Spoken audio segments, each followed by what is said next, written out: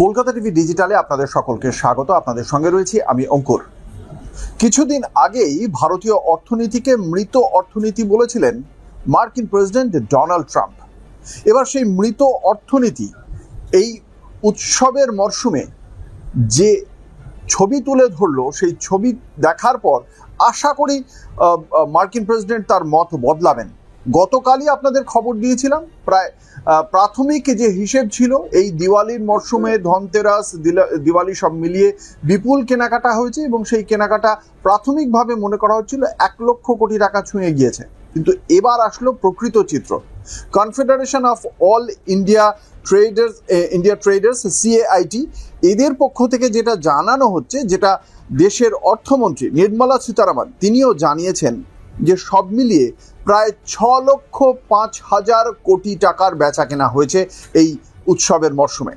এবং এই দিওয়ালির এই কটা দিনে শুধুমাত্র 5,40,000 কোটি টাকার পণ্য খাতে কেনা বেচা হয়েছে এবং অন্যদিকে 65,000 কোটি টাকার পরিষেবা ক্ষেত্রে ক্রয় বিক্রয় হয়েছে। এবং এটা 2024-এর যে উৎসবের মরশুম ছিল তার থেকে 25% বৃদ্ধি পেয়েছে বলেই জানতে পারা যাচ্ছে। সেই বছর হয়েছিল 4,25,000 কোটি টাকার বেচা কেনার হিসেব উঠে এসেছিল। এবং এক্ষেত্রে যেটা দেখতে পাওয়া যাচ্ছে যে জিএসটি রেটটা খানিকটা যে কমিয়ে দেওয়া হয়েছে, সেই জিএসটি রেটটা উৎসব বাচাত বলা হচ্ছে কেন্দ্রীয় সরকারের পক্ষ থেকে।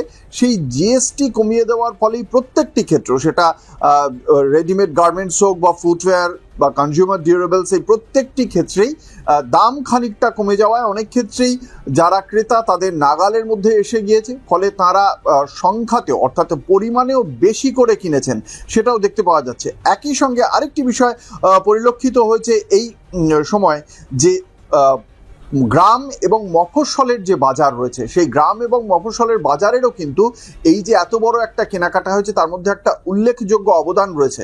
এই টোটাল যে ক্রয় বিক্রয় হয়েছে তাতে প্রায় 25% অবদান রয়েছে গ্রাম এবং মফস্বলের বাজারেরও।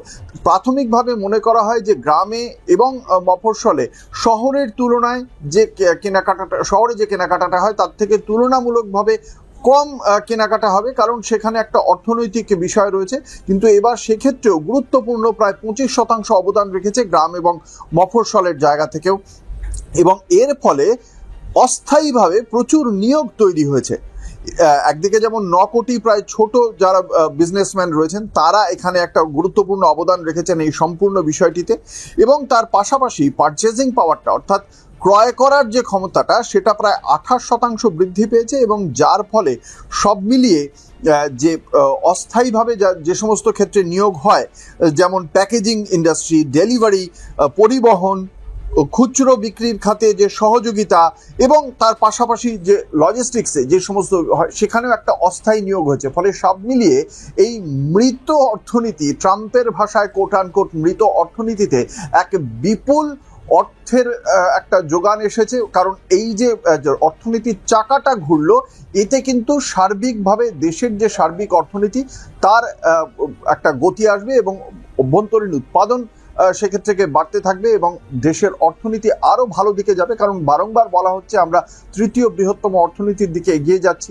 ফলে সেই জায়গায় ভারত যে এই তথাকথিত মৃত অর্থনীতি যে আরও এক কদম তৃতীয় বৃহত্তম অর্থনীতির দিকে এগিয়ে যাবে তাতে কোনো সন্দেহ নেই। ট্রাম্প নিশ্চয়ই তিনি যে কথা বলেছিলেন সেটা আরও একবার ভেবে দেখবেন সঠিক বলেছেন কিনা, দরকার হলে হয়তো সংশোধনও করে নিতে পারেন। আমরা এই সমস্ত খবর নিয়ে ফিরে আসবো কলকাতা টিভি এবং কলকাতা টিভি ডিজিটালে। দেখতে থাকুন রাত দিন 7 দিন।